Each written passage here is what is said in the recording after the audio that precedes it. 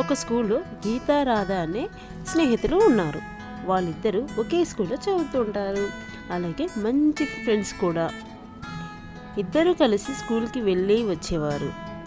గీత చాలా సంతోషంగా ఉంది. ఒకరోజు రాధ చాలా డల్గా ఉంది. గీత, రాధా, ఎందుకు డల్గా ఉన్నావు? ఏమైంది? ఈరోజు ఆగస్టు 15th కదా. స్కూల్లో మన హెడ్ మాస్టర్ జెండా ఎగరేసి మన చేత జెండా వందనం చేయించి మనకు స్వీట్స్ పంచుతారు. అలాగే మొన్న జరిగిన ఆట పోటీలకు కూడా గెలిచిన వాళ్ళకు బహుమతులు ఇస్తారు. ఇది మనలాంటి చదువుకునే వాళ్ళకు చాలా ఇష్టమైన రోజు కదా. హ్యాపీగా ఉండాలి. నువ్వేంది చాలా డల్గా ఉన్నావు అంటుంది గీత. ఏమీ లేదు లేవే అని రాధ ముఖం తిప్పుకుంటుంది. లేదు, ఏదో ఉంది. అది ఏంటో చెప్పు అని అడుగుతుంది గీత. ఈరోజు నాకు ఒక్క ప్రైజు కూడా రాదు. అన్ని ప్రైజులు నీకే కదా అంటుంది రాధ. ఓహో, అందుకే అలా ఉన్నావా? నా ప్రైజులు నీ ప్రైజులు కావా? మన ఇద్దరం బెస్ట్ ఫ్రెండ్స్ కదా. నీది నాది, నాది నీది అనే మన ఇద్దరి మధ్య తేడాలు ఎందుకు? సరేనా అంటుంది గీత. అప్పుడు రాధ, నిజమేనా అంటుంది. అవును అని గీత అనగానే రాధ, నీ ప్రైజులు నాకు ఇస్తావా అంటుంది. అప్పుడు గీత, తీసుకో, ఎన్ని రోజులు కావాలంటే అన్ని రోజులు నీ దగ్గరే పెట్టుకో, తర్వాతే నాకు ఇవ్వు అంటుంది. గీత, నువ్వు చాలా మంచిదానివి అంటూ రాధ ఇద్దరు కలిసి మాట్లాడుతూ స్కూల్కి వెళ్ళిపోతారు. స్కూల్లో హెడ్ మాస్టర్ జెండా ఎగిరేసి పిల్లల చేత జెండా వందనం చేపించి వారికి స్వీట్స్ కూడా పంచిపెడతారు. హెడ్ మాస్టర్ స్పీచ్ ఇవ్వడం స్టార్ట్ అవుతుంది. పిల్లలు, ఈరోజు మన స్వాతంత్ర దినోత్సవం. ఎందరో మహానుభావుల శ్రమ వల్ల ఆ శ్రమ ఫలితమే ఇది. వాళ్ళందరినీ ప్రతి జెండా పండుగ నాడు గుర్తు చేసుకొని స్మరించుకుంటాము. అలాగే మీరు కూడా క్రమశిక్షణతో మెలగాలి. పెద్దవాళ్ళను గౌరవించాలి, చిన్న వాళ్ళను ప్రేమించాలి, బాగా చదువుకోవాలి అని ఎన్నో మంచి విషయాలు చెప్పారు. పిల్లలందరూ ఎంతో శ్రద్ధగా వింటారు. ఇక ఆ తర్వాత గేమ్లో గెలిచిన పిల్లలందరికీ బహుమతులు ఇస్తారు. ఎప్పటిలాగే ఎక్కువ బహుమతులు గీతకే వస్తాయి. రాధకు ఒక్కటి కూడా రాదు. అది చూసి రాధ మనసులో ఈర్ష్య కలుగుతుంది. ఎక్కువ ప్రైజెస్ గెలుచుకున్న గీతకు కంగ్రాట్స్. గీత మన స్కూల్లో బెస్ట్ స్టూడెంట్. చదువులో కానీ ఆట పోటీలో కానీ తను ఎప్పుడు ఫస్ట్ ఉంటుంది. తను చాలా తెలివైన అమ్మాయి. ఓకే, టీచర్స్కి అందరికీ గీత అంటే చాలా ఇష్టం అని హెడ్ మాస్టర్ ఎంతో పొగుడుతుంటారు.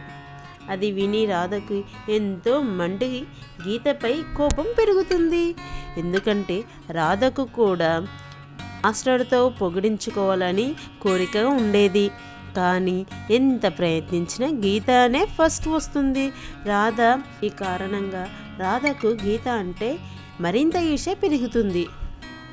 ప్రైజెస్ గెలుచుకున్న ఆనందంలో గీత రాధకు ప్రైజెస్ ఇస్తా అన్నమాట మర్చిపోతుంది.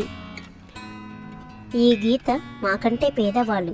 తను ఏమి కొనుక్కోకపోయినా నేనే books, pens, colours, crayons, magic pencils, sketches ఇలా ఎన్నో కొని ఈయనకి ఇచ్చాను. అవి లేకపోతే తను ఏ పోటీలోనూ పాల్గొనలేకపోయేది. అప్పుడు నేనే కదా ఫస్ట్ వచ్చేదాన్ని. ఇక మీదట తనకు నేను ఏమీ ఇవ్వను. ఇక రాబోయే పోటీలలో నేనే ఫస్ట్ వస్తాను. అప్పుడు తను ఎలా ఫస్ట్ వస్తుందో చూస్తాను అనుకుంటుంది రాధ మనసులో. మరుసటి రోజు గీత స్కూల్కి వెళ్తూ రాధా వాళ్ళ ఇంటికి వెళ్తుంది. రాధ అప్పుడే స్కూల్కి వెళ్ళిపోయింది అని రాధా వాళ్ళ అమ్మ చెప్పడంతో గీత, ఎప్పుడైనా ఇద్దరం కలిసి కదా స్కూల్కి వెళ్తాము, ఇప్పుడేంటి నన్ను వదిలేసి వెళ్ళిపోయింది అని గీత ఆలోచిస్తూ స్కూల్కి వెళ్తుంది. ఏంటి రాధా, నా కోసం వెయిట్ చేయకుండానే స్కూల్కి వచ్చేసావు అని అడుగుతుంది గీత. రాధ ఎలాంటి సమాధానం చెప్పకుండా వెళ్తుంది. పైగా క్లాసులో ఇప్పుడు రాధా గీత కలిసి కూర్చునేవాళ్ళు, కానీ ఇప్పుడు రాధ వేరే దగ్గర కూర్చుంటుంది. ఏమైంది రాధాకు, ఇలా ఎందుకు చేస్తుంది అని గీత అనుకుంటుంది. ఇక స్కూల్ నుంచి ఇంటికి వెళ్ళేటప్పుడు కూడా గీత రాధతో మాట్లాడే ప్రయత్నం చేస్తుంది. కానీ రాధ ఏమీ మాట్లాడకుండా వెళ్ళిపోతుంది. గీతకు ఏమీ అర్థం కాదు. అలా తెలియకుండానే వీళ్ళిద్దరి మధ్య దూరం చాలా పెరుగుతుంది. స్కూల్లో కానీ బయట కానీ వీళ్ళిద్దరూ ఒకటిగా కనిపించేవారు, కానీ ఇప్పుడు సపరేట్గా కనిపిస్తున్నారు. ఆ విషయాన్ని తోటి స్నేహితులు గమనిస్తారు. అసలు రాధతో ఎవ్వరూ మాట్లాడలేదు, గీతతోనే అందరూ మాట్లాడేవాళ్ళు. దాంతో రాధకు తను ఒంటరిని అనే ఫీలింగ్ ఎక్కువైపోయింది. గీత ఎన్నోసార్లు రాధతో మాట్లాడాలని అనుకున్నా రాధ మాత్రం మాట్లాడలేదు. ఇది ఇలా ఉండగా జనవరి 26 రావడంతో స్కూల్లో అందులో గీతనే ఫస్ట్ వస్తుంది. ఇదంతా చూసిన రాధ ఆశ్చర్యపోతుంది. ప్రతిసారి నా బుక్స్ స్కెచెస్ వాడుకునే కదా ఫస్ట్ వచ్చేది, ఇప్పుడు నేను ఏమీ కూడా ఇవ్వకుండానే ఎలా ఫస్ట్ వచ్చిందబ్బా అని రాధ స్కూల్ వెనుకాల ఉన్న గ్రౌండ్లో కూర్చొని ఏడుస్తుంది. దేవుడా, నువ్వు కూడా గీత వైపే ఉన్నావా, నన్ను ఒక్కసారి కూడా గెలిపించావు. గెలిచిన గీతను చూస్తూ ఈ స్కూల్లో నేను ఉండలేను, నేను స్కూల్ మానేస్తాను అంటూ గట్టిగా ఏడుస్తూ తనలో తాను అనుకుంటుంది రాధ. ఇదంతా గీత వింటుంది. ఓహో, ఇందుక తను నాతో మాట్లాడకుండా దూరంగా ఉంటుంది అని తనలో తాను అనుకుంటుంది గీత. ఇంకా నెక్స్ట్ డే జనవరి 26 రిపబ్లిక్ డే. ఎప్పటిలాగానే హెడ్ మాస్టర్ జెండా ఎగరేసి పిల్లలతో జెండా వందనం చేయించి స్వీట్స్ పంచుతారు. అలాగే ఆటలలో పాటలలో గెలిచిన వారికి బహుమతులు ఇస్తారు.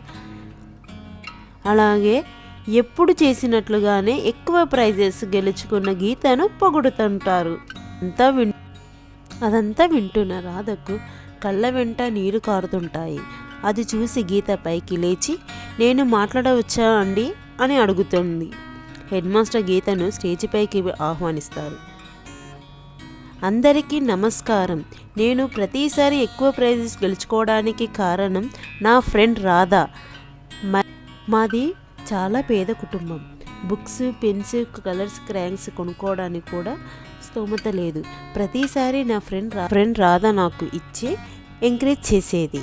తన వల్లే నేను ప్రతిసారి ఎక్కువ ప్రైజెస్ గెలుచుకున్నాను అని గీత చెప్పడంతో రాధను స్టేజ్ పైకి పిలుస్తాడు హెడ్ మాస్టర్. మీకు చెప్పేంతటి దాని కాదు, కానీ ఒక విషయం చెప్పాలనుకుంటున్నాను. టీచర్స్ అందరూ కూడా బాగా చదివే వాళ్ళను పొగుడుతుంటారు, ఇష్టపడుతుంటారు. అందువల్ల చదువురాని స్టూడెంట్స్ చాలా బాధపడుతున్నారు. వాళ్ళు ఎంత ప్రయత్నించినా ఫస్ట్ రాలేకపోతున్నారు. టీచర్స్ ఎప్పుడు కూడా పిల్లలందరినీ సమానంగా చూడాలి. అప్పుడు పిల్లల మధ్య కూడా ఏ విభేద భావాలు రావు. గీత స్టేజ్ మీద చెబుతుంది. అది విన్న మాస్టర్ అందరూ తమ తప్పులు తెలుసుకుంటారు. నన్ను క్షమించు గీత, నిన్ను తప్పుగా అర్థం చేసుకున్నాను. నీ పట్ల ఈర్ష్యద్వేషాలు పెంచుకున్నాను. నువ్వు ఎంత మంచిదానివో నాకు తెలిసింది. ఇకపై ఎప్పటికీ నీ స్నేహాన్ని వదులుకోను అని రాధ గీతతో అంటుంది. ఇక ఆ రోజు నుంచి స్నేహితులు ఇద్దరు కలిసి ఉంటారు. మాస్టర్లు కూడా పిల్లలు అందరినీ ఒకేలాగా చూస్తారు.